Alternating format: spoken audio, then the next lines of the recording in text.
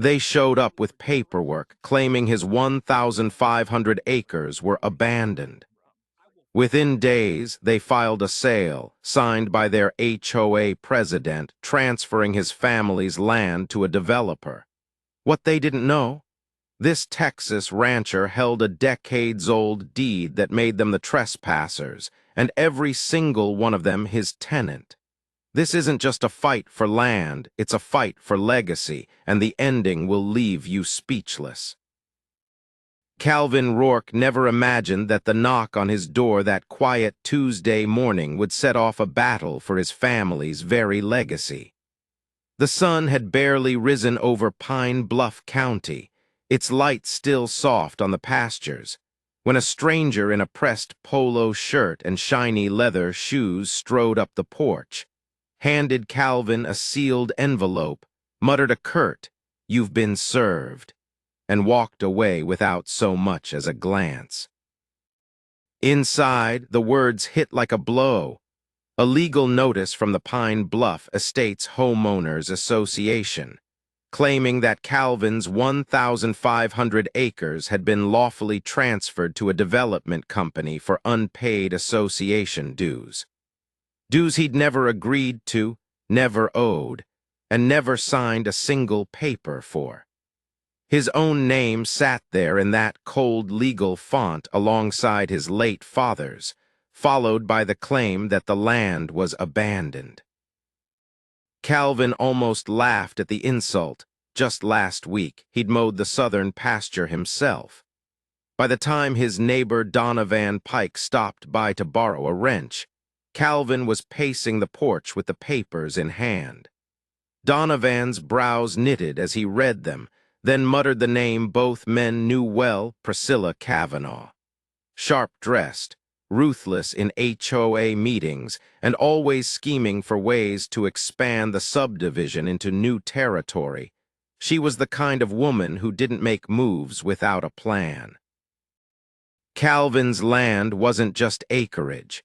It was the sweat-soaked legacy of his father and grandfather before him, each fence post and live oak holding stories of storms weathered, droughts endured, and cattle raised with patience that only comes when your livelihood depends on the land.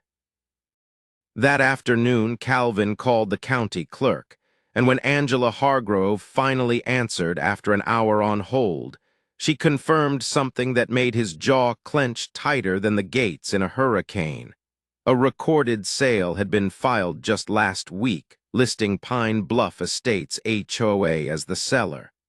But when he asked where in the records it said they owned the land in the first place, Angela's pause told him everything. "It doesn't," she admitted.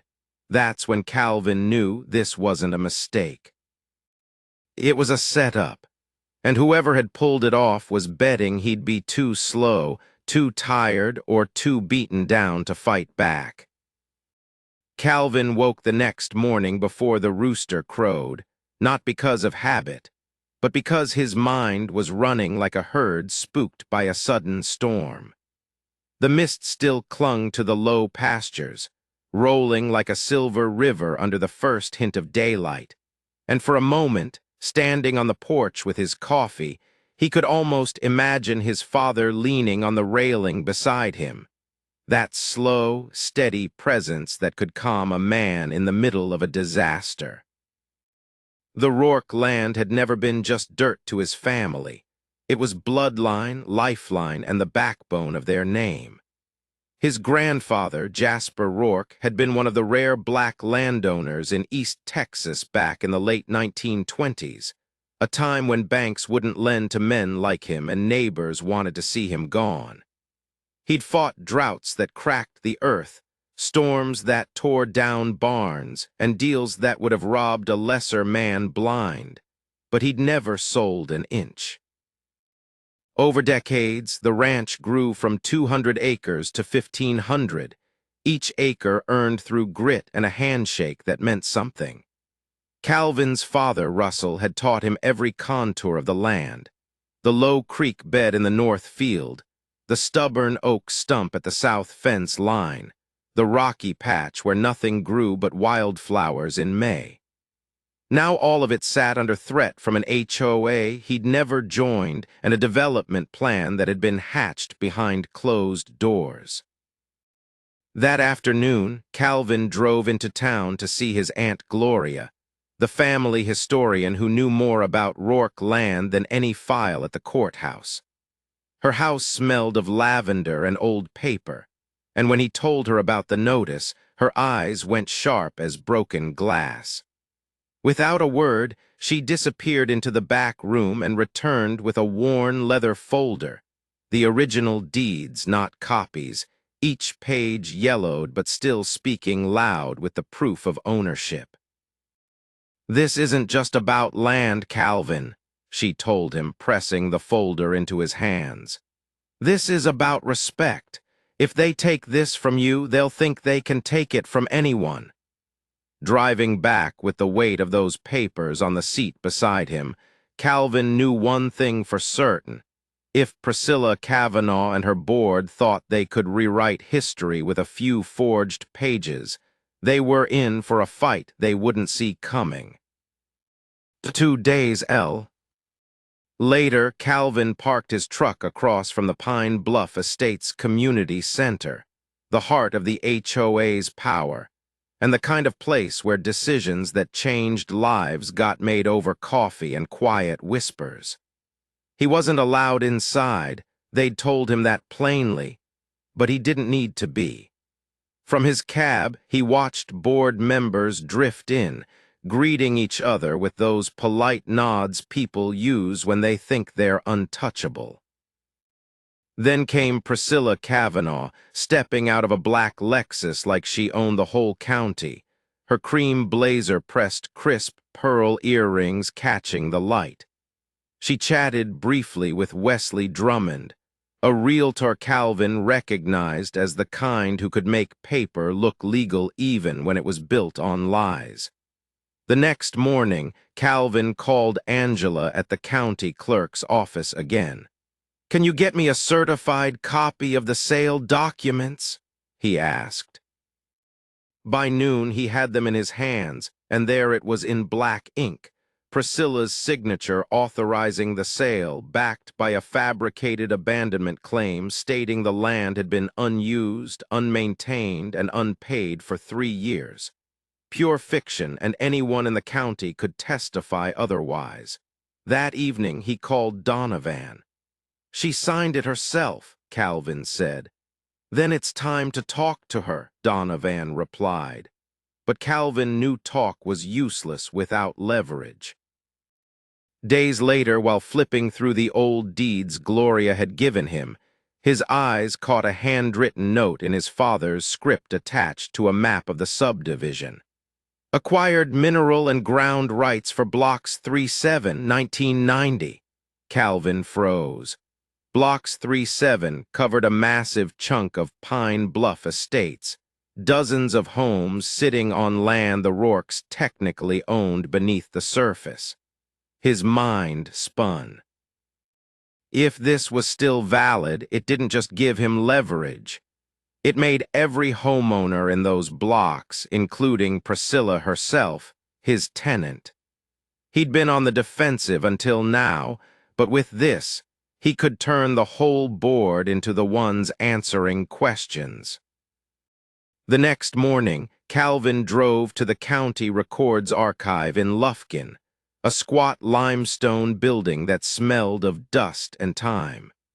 Inside, a clerk named Royce Flannery listened as Calvin explained what he was after, a land rights agreement from 1993, tied to his father's name. Royce led him down a narrow stairwell into the basement vault, where steel filing cabinets stood like sentinels from another era. After flipping through thick leather-bound ledgers, Royce finally stopped, pulled out a heavy record book and laid it on the table. Calvin's pulse quickened as he read the notarized deed transfer, signed and stamped by the county, confirming that Russell Roark's ownership of the mineral and ground rights to Blocks 37 was perpetual, transferable, and without expiration. This wasn't just a scrap of paper, it was a hammer. Back at the ranch, Calvin spread the documents across his kitchen table and called his cousin Troy. "You're sitting down?" Calvin asked. "Yeah, why?" Troy replied. "Because they've been living on our land for decades." Troy let out a low whistle. That night, a reporter named Elena Vargas from the Pine Bluff County Chronicle called, asking if he'd comment on the HOA's claim. Calvin gave her only the truth, that he'd never joined the HOA and had proof they had no right to touch his land. But privately, he decided to keep the bigger card, the subdivision rights, in his pocket until the moment it would hit hardest. The next few days brought small signs that the HOA was nervous. Survey flags popping up near the northern boundary, a contractor's truck idling by his fence. When Calvin confronted the young man behind the wheel, the reply was vague.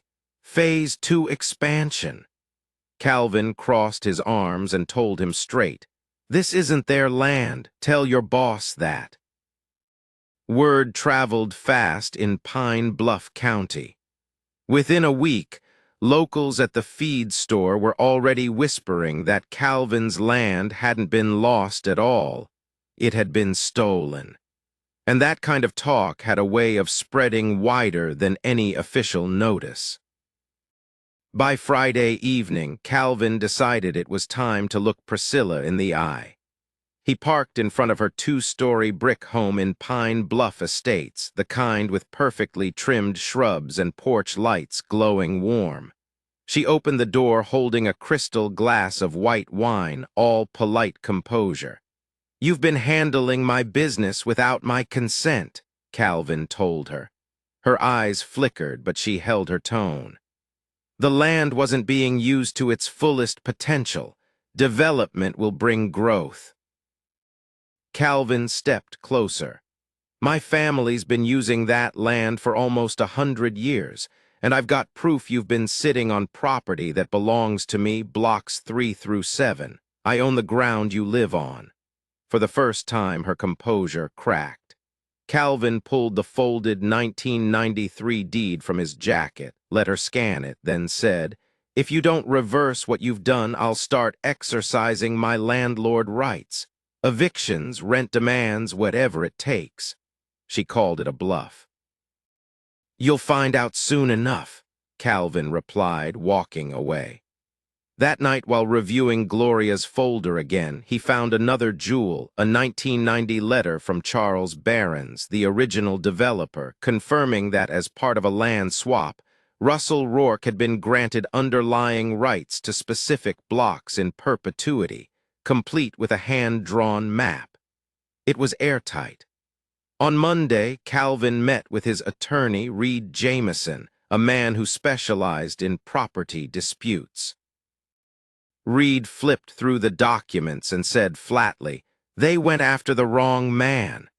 They filed a petition to void the sale and prepared to initiate landlord action on the subdivision blocks. At the next HOA meeting, Calvin walked in holding the certified deed, calling himself your landlord in front of the board. The room went still. One member muttered, "If this holds up in court, we're in trouble." Calvin didn't need to say more.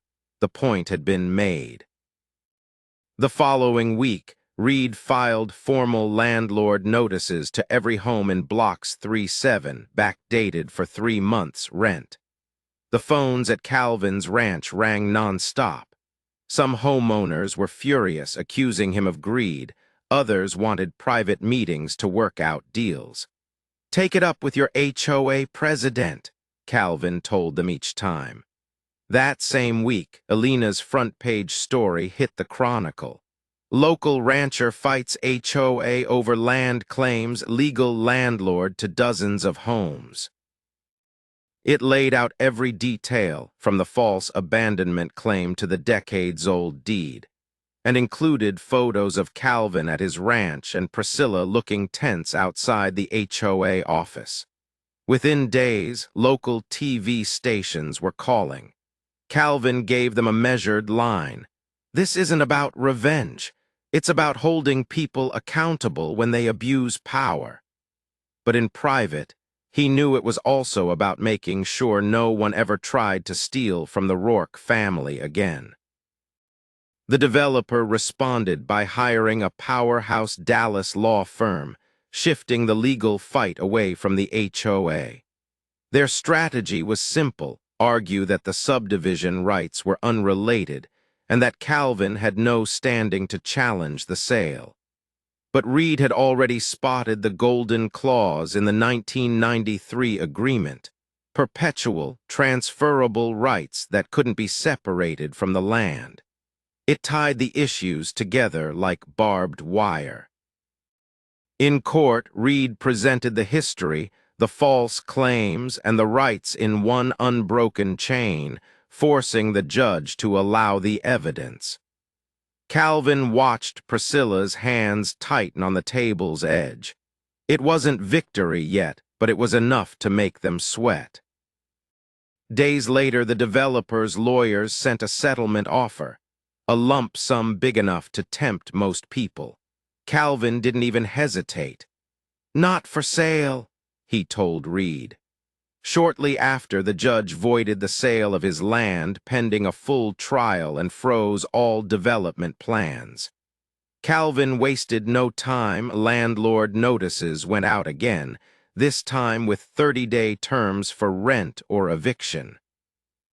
Homeowners gathered in driveways, some angry, some scared, but all suddenly aware that the ground under their feet belonged to the man they'd been told was just a stubborn rancher. The pressure cracked the HOA. Within weeks, an emergency meeting was called. Priscilla was voted out. Wesley resigned. The new acting president, Sharon Bell, reached out to Reed with a deal: formal acknowledgement of Calvin's rights, a pledge never to contest his ownership again, and an official apology in exchange for dropping eviction proceedings against any resident willing to sign rental agreements. It wasn't the full admission of wrongdoing Calvin wanted, but it was a public surrender on the points that mattered most. His father's advice echoed in his mind: know when a fight is won. Calvin signed. The cameras rolled at the courthouse as he told reporters, "This isn't just about me.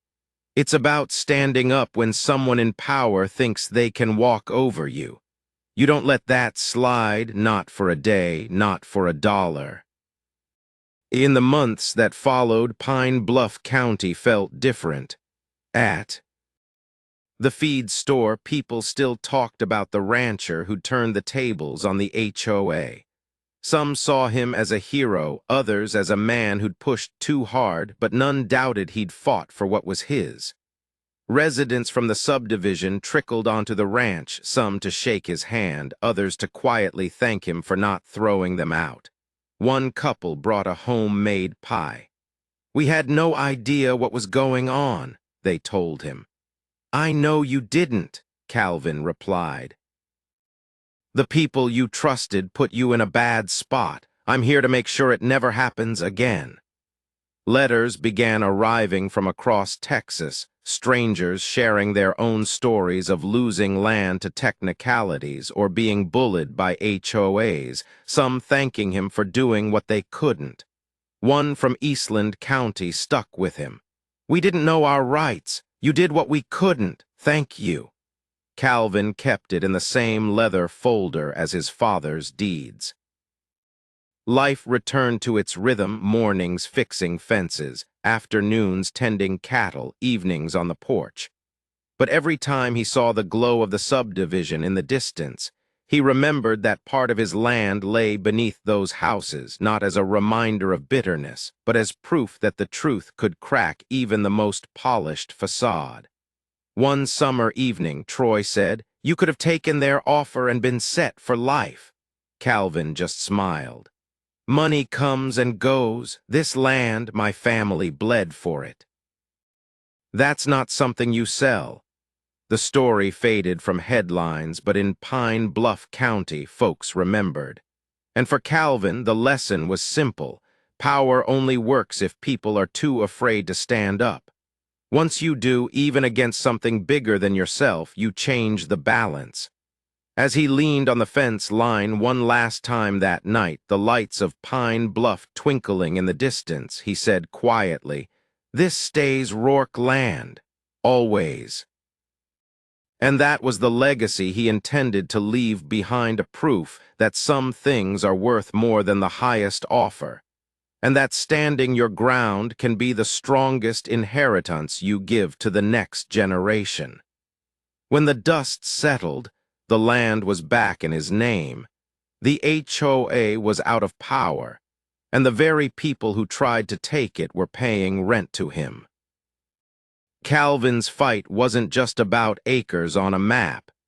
It was about honoring the sacrifices of those who came before him and proving that some things aren't for sale at any price. If you've ever faced someone who thought they could take what's yours, remember this story and stand your ground.